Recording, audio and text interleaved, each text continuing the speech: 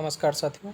आज से हम लोग जो है बायोलॉजी की नई सीरीज़ जो कि एलटी ग्रेड का आया हुआ है, तो उसके हिसाब से ये पूरी सीरीज़ को ख़त्म करेंगे। तो सीधे चलते हैं बिना समय बर्बाद किए हुए क्वेश्चंस पर और आंसर्स पर।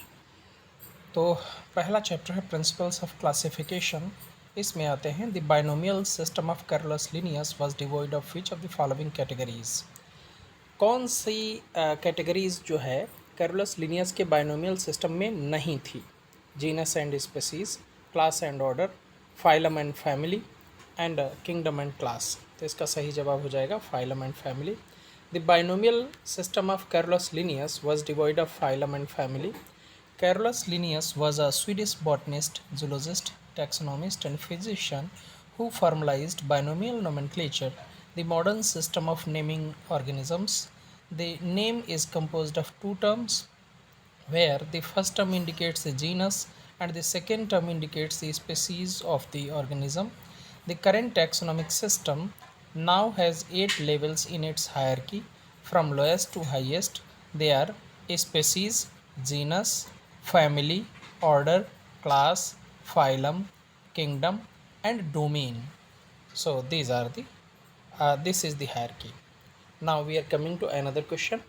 Amniota group includes aves and reptiles, species, amphibia and reptiles, amphibia, reptiles and aves, reptiles, aves and mammalia. सो देखो पीसी ए बी वाले में पीसीज इन्वॉल्व हो गया, सी वाले में एम्फीबिया इन्वॉल्व हो गया, तो बी और सी तो एक्सक्लूड हो गए।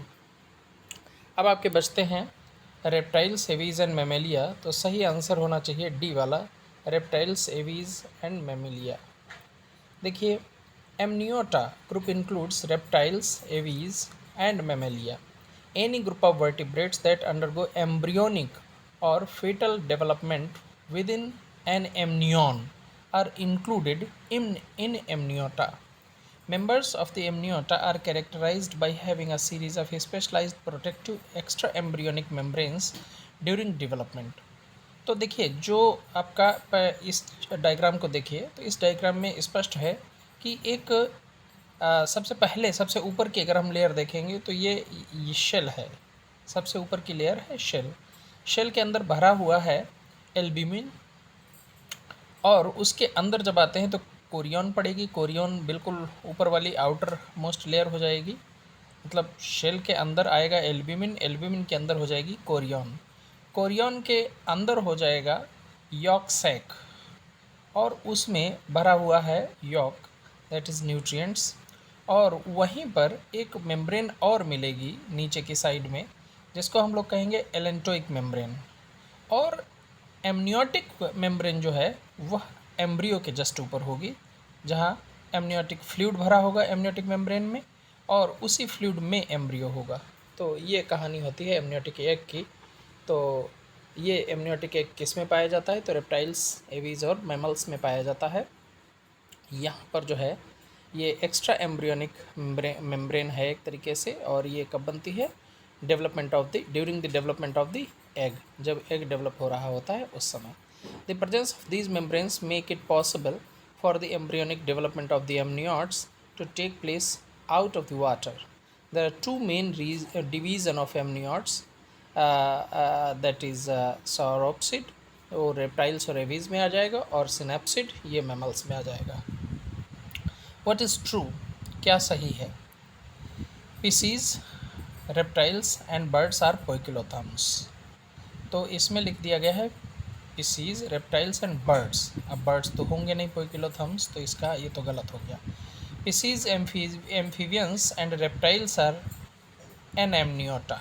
अब इसमें रेप्टाइल्स को भी शामिल कर लिया, तो रेप्टाइल तो एन एमनियोटा होता नहीं, तो ये भी गलत हो गया।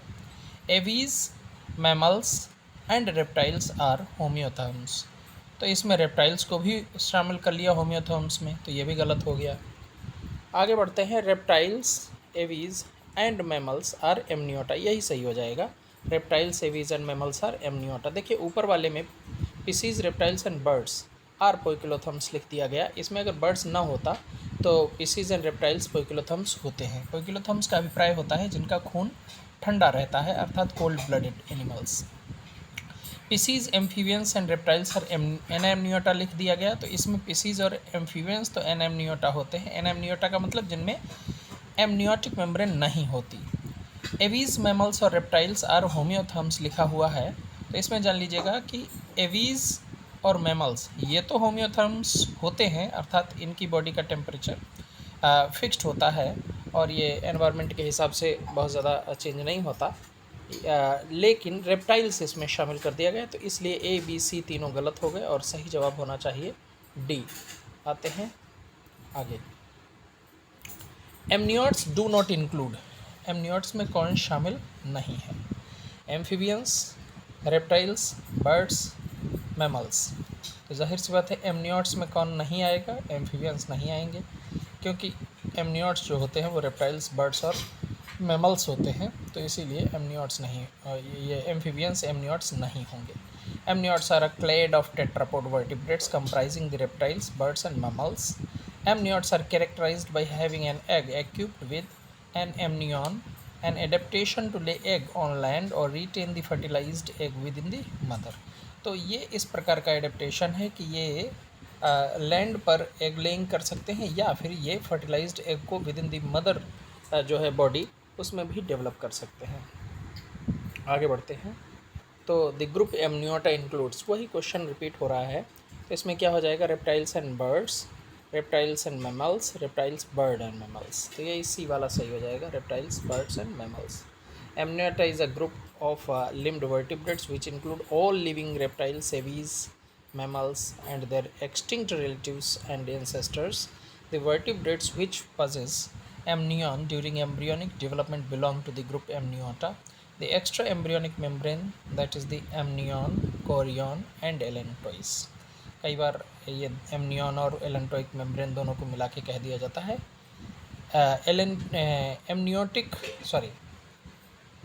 एमनियो allantoic membrane, amnio allantoic membrane ऐसे बोला जाता है। आगे बढ़ते हैं। In which kingdom prokaryotic organisms were placed by Whittaker. तो प्रोकैरियोटिक ऑर्गेनिजम्स को व्हिटेकर ने किस किंगडम में रखा था? जाहिर सी बात है सही जवाब मोनेरा हो जाएगा, बहुत सामान्य क्वेश्चन है, 11th केमिस्ट्री 11th बायोलॉजी में दिया हुआ है। In which kingdom prokaryotic organisms were placed by Whittaker, तो सही जवाब हो जाएगा Monera.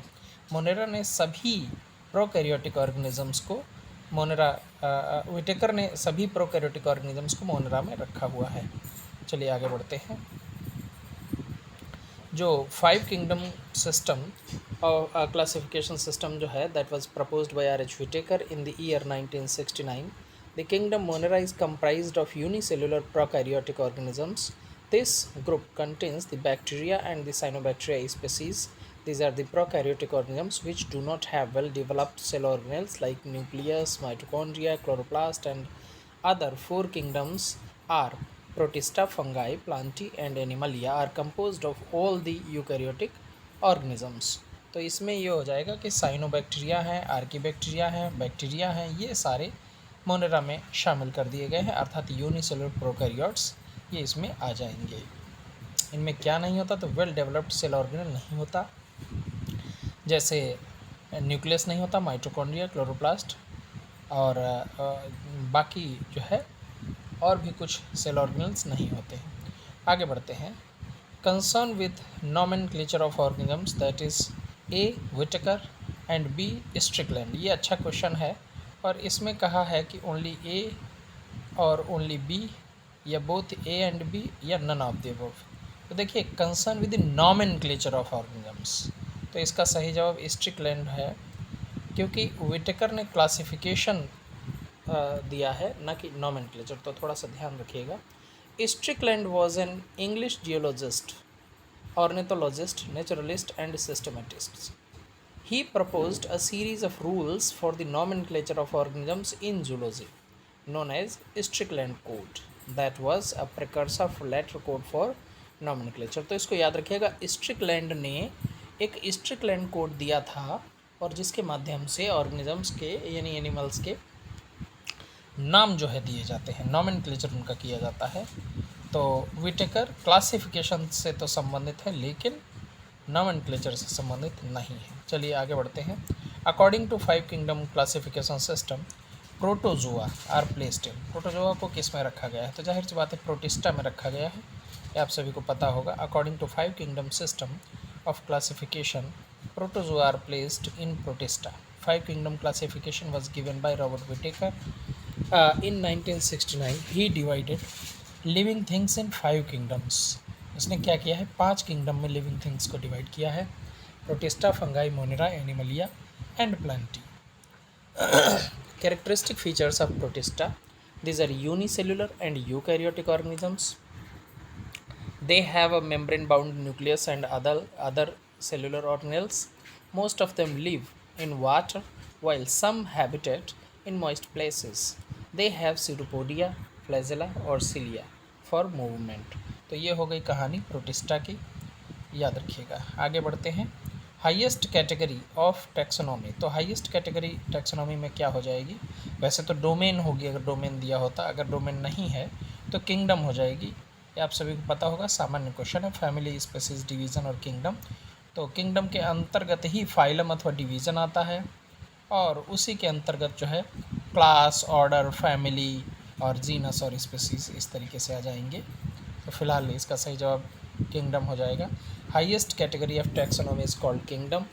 There are 7 main taxonomic categories, kingdom, phylum, animals के केस में फाइलम और प्लांट्स के केस में division, class, order, family, genus और स्पेसीज। यही हायरकी है, इसको याद कर लीजिए, class, order, family, genus, species. Each of this level of the hierarchy is called taxonomic category और रैंक। चलिए आगे बढ़ते हैं, अगले क्वेश्चन पर आते हैं और ये है next question. Mycoplasma belongs to which kingdom.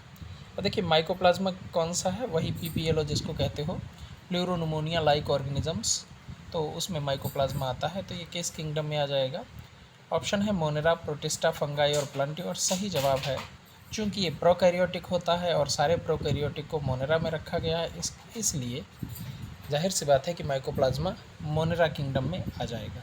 तो mycoplasma belong to the kingdom monera. Monera kingdom is made up of prokaryotes. It includes single celled organisms that lack true nucleus. Monera contains 70S type of ribosome. It lacks organelles like mitochondria, Golgi body, lysosomes, plastids, centrosomes, etc. They reproduce asexually by binary fission और budding। तो इनमें reproduction कैसे होता है, asexual reproduction होगा और binary fission के जरिए से या फिर बडिंग के जरिए से। ये है माइकोप्लाज्मा बना हुआ और इसमें देख लीजिए एक डीएनए है, सॉल्युबल आरएनए दिख रहा है और लिपोप्रोटीन मेम्ब्रेन है और सॉल्युबल प्रोटीन है और राइबोसोम्स है। तो इस तरीके से हो गया। आगे बढ़ते हैं। Binomial nomenclature was discovered by, तो बाइनोमियल नोमेनक्लेचर के लिए कौन फेमस है, सभी को पता है लिनियस फेमस है, तो इसका सही जवाब हो जाएगा Linnaeus. Binomial nomenclature is given by Carolus Linnaeus. Biologists follow universally accepted principle to provide scientific name to known organisms. Each name has two components, the generic epithet and the specific epithet. So this system providing a name with two components is called the binomial nomenclature. आगे बढ़ते हैं। Animals in which mouth develops opposite to blastopore are called। इनको क्या कहोगे जिसके case में mouth develops opposite to blastopore. Blastopore के opposite side में क्या है कि माउथ डेवलप हो रहा है, तो उसको क्या कहोगे, प्रोटोस्टोमिया या फिर पैराजोआ या फिर ड्यूट्रोस्टोमिया या फिर प्रोटिस्टा। इसका सही जवाब हो जाएगा deuterostomia. Animals in which mouth develops opposite to blastopore are called deuterostomia. Animals in which the definitive mouth develops directly from the blastopore are called protostomia. तो जो ब्लास्टोपोर से ही डेवलप हो वो है प्रोटोस्टोमिया और जो ब्लास्टोपोर के अपोजिट साइड से डेवलप हो वो है ड्यूट्रोस्टोमिया, है ना। तो protostomes are primitive invertebrates while deuterostomes include chordates and echinoderms.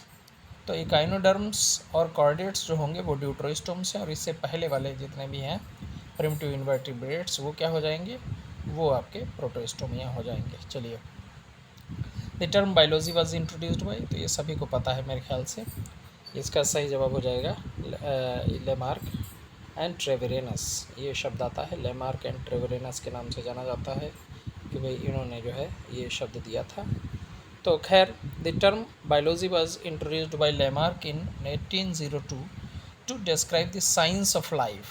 Biology is the branch of science which deals with the study of living organisms. The term biology was coined by two scientists at the same time, Lamarck and Treviranus. Lamarck coined the term with the study of life forms and the various branches like zoology, phytology, biochemistry, etc. And Treviranus coined the term on the basis of a study for conditions in which different life forms exist. तो ये कहानी है, Lamarck and ट्रेवेरेनस ने biology शब्द दिया, तो ये आपको याद रखना चाहिए। चलिए आगे बढ़ते हैं। Herbivorous sea mammals belong to order. जो सी मैमल्स हैं जो कि हर्बीवोर्स, वो किस में आते हैं? तो पहली बात तो सी मैमल्स कौन से होंगे जो हर्बीवोर्स हैं? तो एक आती है सी काऊ, है ना, समुद्री गाय, तो उसी में आ जाएगा। और ये सिरेनिया ग्रुप में आती है, यानी ये इसका जो ऑर्डर है वो साइरेनिया हो जाएगा, साइरेनिया। इसमें आते हैं हर्बीवोरस सी मैमल्स। अब देखिए, हर्बीवोरस सी मैमल्स आते हैं साइरेनिया में, और डुगोंग इसका बहुत अच्छा एग्जाम्पल हो जाएगा। डुगोंग कहाँ पाई जाती है? तो आपको पता है कि श्रीलंका और तमिलनाडु के जो भारत है, भारत और श्रीलंका के बीच में जो मन्नार की खाड़ी है, उसमें डुगोंग नाम से समुद्री गाय ये पाई जाती है। ये एक वेजिटेरियन यानी हर्बीवोरस सी एनिमल है, याद रखना चाहिए। और किस ऑर्डर से बिलोंग करता है? तो साइरेनिया से बिलोंग करता है। और इसके अलावा मैनेटी या सी काऊ, ये इसका वो जो है। स्केली एंट ईटर, ये किस में आता है? फोलिडोटा। इसका एग्जाम्पल हो जाएगा पेंगोलिन या मैनिस। फिर ऑमनीवोरस कैरेक्टर वाले कौन से हो जाएंगे? तो ये कार्निवोरा में आ जाएगा, कैट और डॉग्स हो जाएंगे। और हूफ्ड मैमल्स आर्टिडेक्टाइला हो जाएगा, और इसमें आ जाएंगे बफेलो, एंटीलोप, कैमल और शीप, और ये भी हर्बीवोरस है। चलिए फिर आगे बात करते हैं। Proterospongia belongs to the subclass. Proterospongia किस सब क्लास से संबंधित है? फाइटोमेस्टिकोफोरा से, या जूमेस्टिकोफोरा, या डेमोस्पंजी से, या केरेटोसा। तो ये सही जवाब हो जाएगा बी, अर्थात प्रोटेरोस्पंजिया, अर्थात जूमेस्टिकोफोरा। तो Proterospongia belongs to the subclass Zoomastigophora. Zoomastigophora is a phylum within the kingdom Protista. Organisms within this group have a spherical elongated body with a single central nucleus. Proterospongea is the connecting link between the phylum Protozoa and Porifera. तो याद रखिएगा, बहुत important ये question है, पूछा भी जाता है। प्रोटेरोस्पंजिया, इसमें दो शब्द लगे हुए हैं, एक तो प्रोटोजोआ वाला प्रोट हो गया, और स्पंजिया स्पंज हो गया। तो प्रोटोजोआ और पोरीफेरा के बीच की कड़ी है ये, और ये किस में आता है? जूमेस्टिकोफोरा में आता है, ये ध्यान रखने वाली बात है। Common units of classification are, अब दे दिया है जीनस, फैमिली, स्पीसीज, ऑर्डर और वैरायटी। करेक्ट सीक्वेंस क्या हो जाएगा? तो कह रहे हैं कि स्टार्टिंग फ्रॉम स्मॉलेस्ट, तो स्मॉलेस्ट से आगे बढ़ना है। तो आपको पता है स्मॉलेस्ट सबसे छोटा कौन सा हो जाएगा? तो वैरायटी, स्पीसीज ये होना चाहिए, अर्थात ये डी ऑप्शन हो जाएगा, क्योंकि ये डी में ही सबसे पहले वैरायटी आ रहा है, और उसके बाद थर्ड आ रहा है अर्थात स्पीसीज हो गया, उसके बाद जीनस हो गया, और उसके बाद आ रहा है फैमिली, और फिर ऑर्डर, तो अर्थात डी ऑप्शन सही हो जाएगा। आगे बढ़ते हैं। इन botanical nomenclature, variety is a taxonomic rank below that of species and subspecies, but above that of form. As such, it gets a three-part infra-specific name: kingdom, phylum or division, class, order, family, tribe, genus, species, subspecies और variety। अर्थात species के नीचे आएगा सब species, और उसके नीचे भी आएगी वैरायटी। चलिए आगे बढ़ते हैं। फिर आते हैं इधर, identify the group in the following having all animals belonging to the same class. कौन सा ऐसा ग्रुप है जिसमें सभी सेम क्लास के हैं? डॉग फिश, सिल्वर फिश, क्रे फिश और फ्लैट फिश। तो इसमें जो सिल्वर फिश है तो आर्थ्रोपोड हो गई, तो इसलिए मामला ही गड़बड़ हो जाएगा। आगे बढ़ते हैं, glow worm, silk worm, house fly, bed bug. अब यही जो है सही हो जाएगा, क्यों? क्योंकि ये सारे आर्थ्रोपोड हैं और इनमें कोई और चीज़ नहीं इन्वॉल्व है। सी अर्चिन, सी कुकुम्बर, सी फैन और सी लॉइन। अब इसमें सी फैन है, ये पोरीफेरा में आ जाएगा। हाँ, सी लॉइन जो है ये आपका जो क्या बोलते हैं कॉर्डेटा, मेरे ख्याल से उसमें आ जाएगा।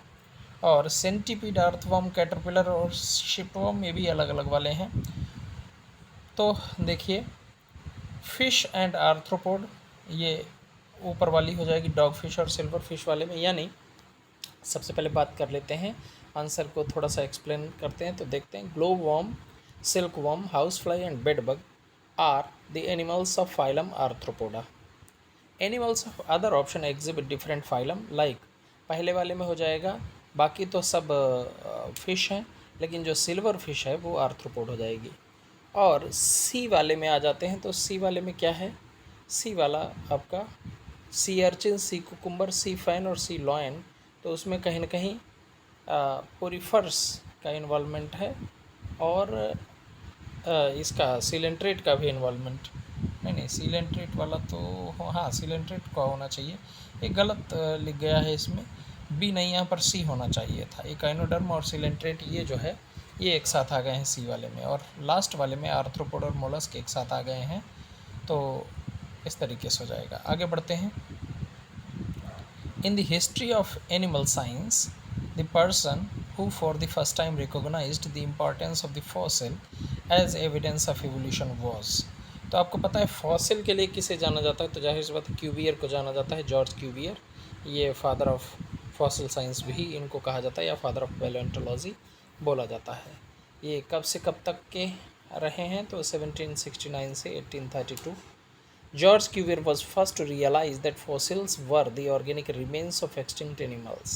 तो इन्होंने सबसे पहले रियलाइज़ किया है कि जो एक्सटिंक्ट एनिमल्स के यानी जो फॉसिल हैं वो क्या है? एक्सटिंक्ट एनिमल्स के ऑर्गेनिक रिमेन्स हैं, यानी उनके अवशेष हैं। Because of his work with fossil he was given the title of father of palaeontology. तो इसी काम के लिए उन्हें फादर ऑफ पैलियोंटोलॉजी कहा गया है। Which of the following is derived from the Latin word. इनमें से कौन ऐसा है जो लैटिन शब्द से आया है? पोरीफेरा, एनेलिडा, मोलस्का, या ऑप्शन है ऑल ऑफ द अबव। तो ये ऑल ऑफ द अबव सही हो जाएगा। पोरीफेरा यानी पोरस बॉडी वाला, मोलस्का यानी शेल वाला, और एनेलिडा यानी एनुलस के एनुलस जिनको कहते हैं ना, घूमी हुई, यानी क्या कहेंगे, रिंग्स उस तरीके की पाई जाती हैं, तो इसलिए एनुलस हो जाएगा। ये सारे लैटिन वर्ड्स से डिराइव्ड हैं।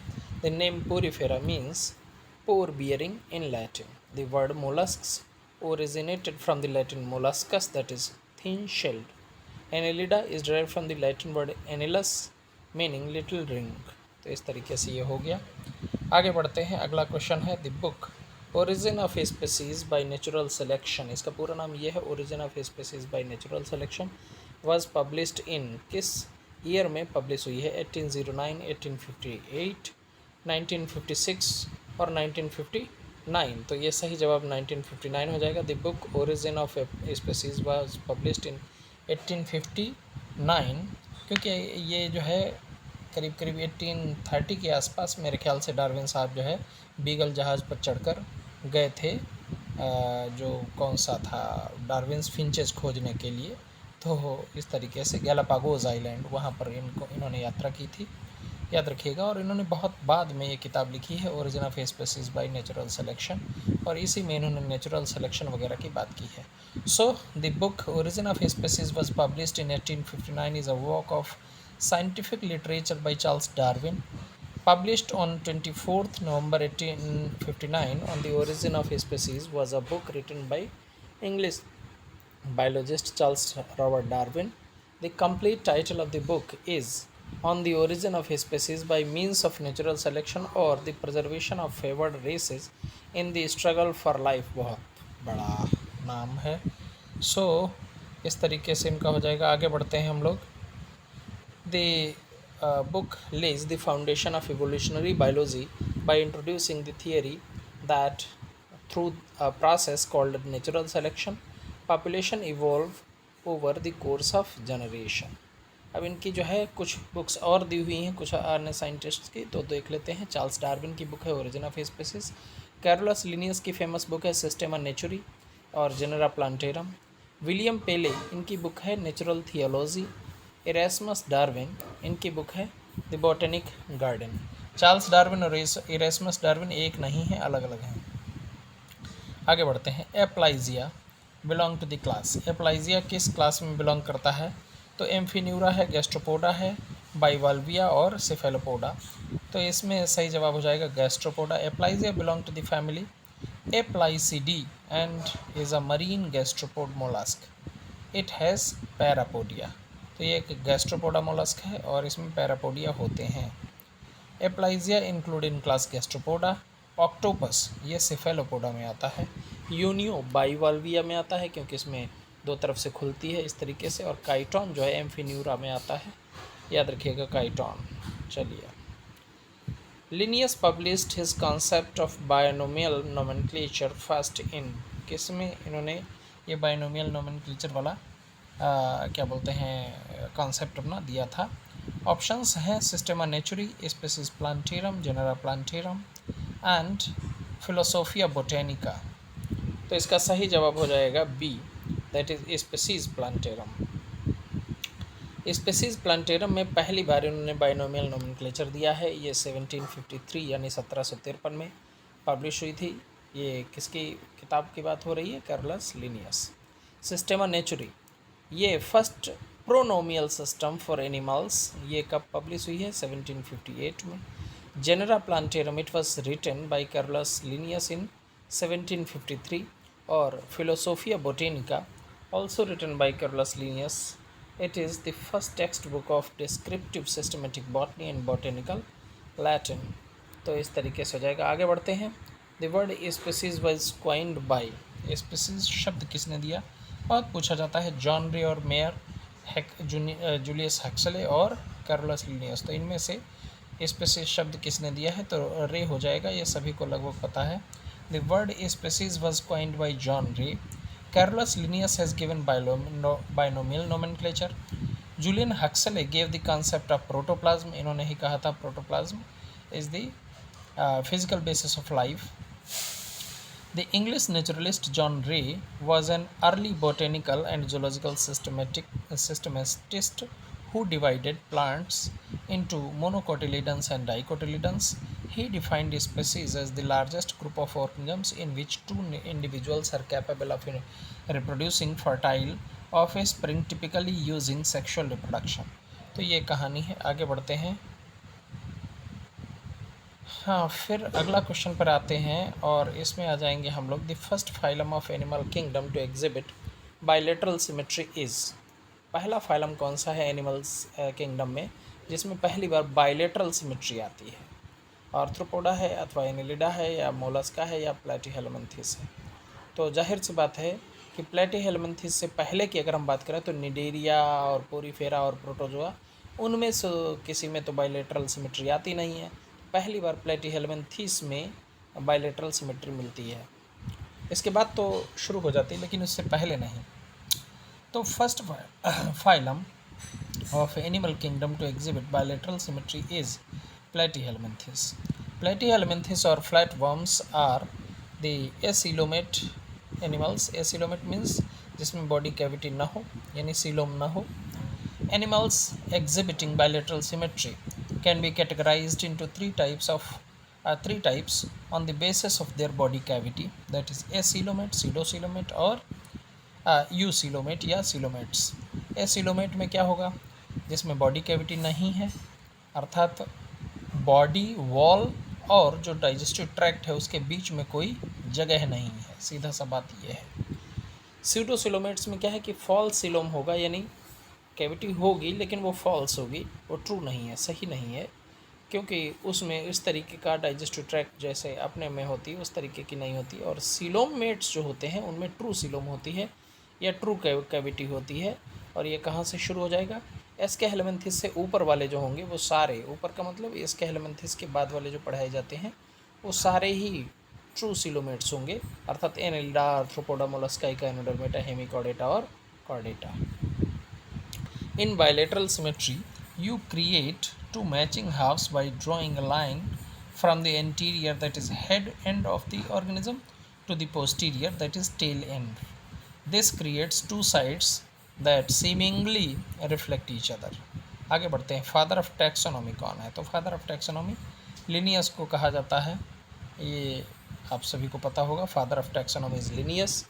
Aristotle is known as father of biology and zoology. Taxonomy of natural system was given by Bentham and Hooker, और A.P.D. Candolle या Candolle was a Swiss botanist who coined the term taxonomy। तो इन्होंने taxonomy शब्द दिया है। और Candolle जो है या कंडोले, इनका वो भी आता है फाइलोजेनेटिक वाला। खैर आगे बढ़ते हैं। Retrogressive Metamorphosis.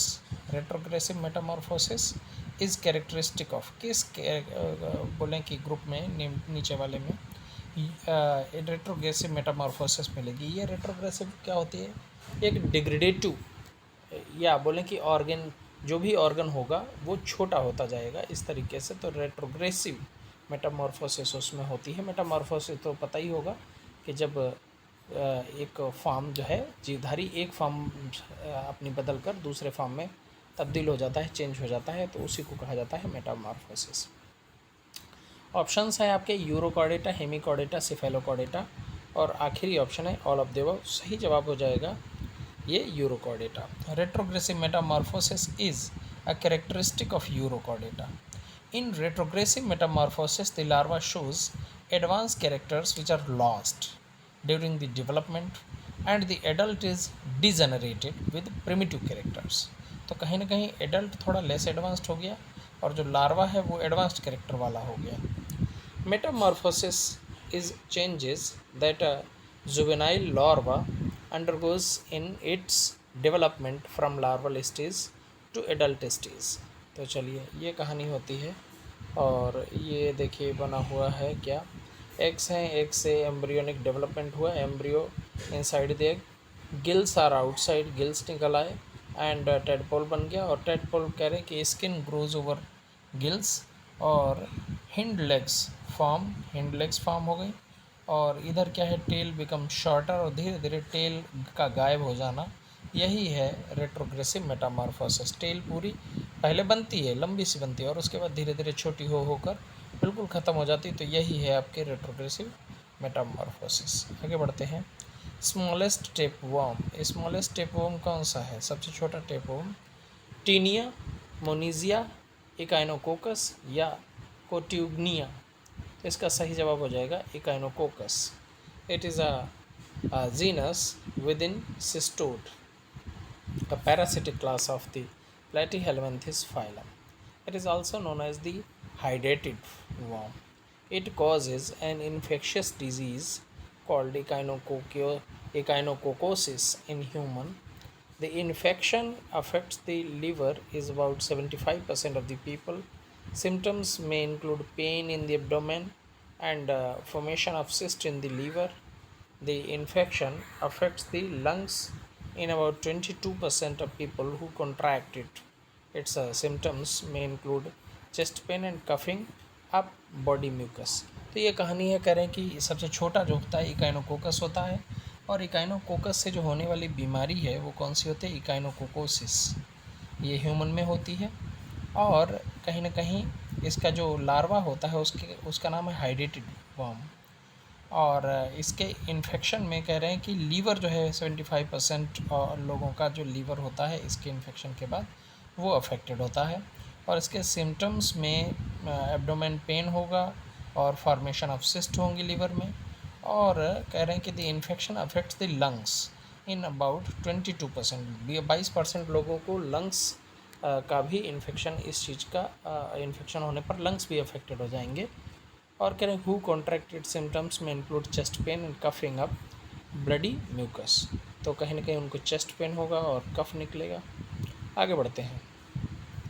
पेरिपेटस belong to the class Crustacea, Onychophora, Insecta and Arachnida. अब ये जो पेरिपेटस है क्या, तो पेरिपेटस एक कह रहे हैं कि फाइलम ओनाइकोफोरा का मेंबर है, और क्लास हो जाएगा Udeonychophora. It is found in Central America, the Caribbean and northern South America. It is a connecting link between the phylum Annelida and Arthropoda. As annelids, peripatus have worm-like segment body, segmented nephridia, etc. And as arthropods, they have jointed pairs leg. तो ये कहानी हो गई और बाकी इस तरीके का दिखता है. Ringed pre-antiny, then eyes, head, cylindrical body, tubercle, anus, terminal foot, trunk appendages, two claws, mouth, oral papilla. तो इस तरीके का इसका है. आगे बढ़ते हैं. Class Bivalvia is also known as. Bivalvia को क्या कहते हो? गैस्ट्रोपोडा या सेफेलोपोडा या पेलिसिपोडा या एरेक्निडा. तो इसका सही जवाब हो जाएगा class Bivalvia is also known as Pelecypoda. It is a class of marine and fresh water mollusc that have literally compressed bodies enclosed by a shell composed of two hinged parts. These are examples, that is oysters, clams and mussels. Which of the following is not a coral? इनमें से कौन coral नहीं है? तो देखिए ज़रा, पेनिटुला, ट्यूबिपोरा, ओक्यूलाइना and साइनिया. तो इसका सही जवाब क्या हो जाएगा? इसका सही जवाब हो जाएगा, आगे बढ़ते हैं, इसका सही जवाब हो जाएगा D, that is Cyanea is not a coral. While Pennatula, Oculina, Tubipora, ये क्या है? These are planetary eating, all are corals. Corals consists of small colonial invertebrate animals called polyp, like the anemone in the phylum Nidaria. They secrete calcium carbonate to form a hard skeleton और coral reef. तो ये कहानी है इसकी. तो आगे बढ़ते हैं.